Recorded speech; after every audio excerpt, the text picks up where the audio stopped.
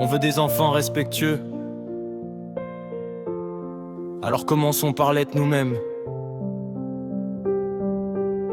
On attend d'eux qu'ils parlent avec douceur, qu'ils écoutent avant de répondre, qu'ils contrôlent leur colère et qu'ils fassent preuve d'empathie. Pourtant, trop souvent l'exemple que nous leur offrons montre l'inverse. Des adultes pressés, irritables, parfois blessants sans s'en rendre compte, qui demandent le respect sans toujours le donner. Les enfants n'apprennent pas par les discours, ils apprennent par ce qu'ils voient. Ils observent la manière dont nous parlons aux autres, la façon dont nous gérons un conflit, la manière dont nous accueillons une émotion. Chaque geste, chaque mot, chaque réaction devient une graine qui germera plus tard dans leur propre comportement. On veut des enfants qui s'excusent lorsqu'ils ont tort, alors excuse-nous lorsque nous nous trompons. On veut des enfants qui parlent calmement, alors parlons-leur sans humilier ni crier.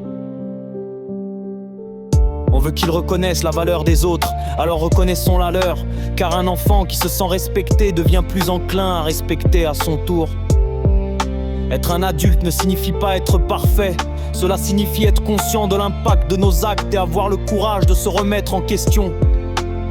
Cela signifie accepter que l'éducation n'est pas un rapport de force, mais un dialogue. Ce n'est pas exiger l'obéissance par la peur, mais inspirer le respect par la cohérence.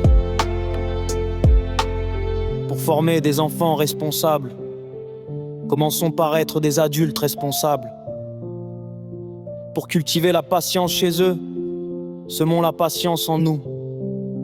Pour qu'ils sachent écouter, apprenons à écouter leurs mots, mais aussi leur silence.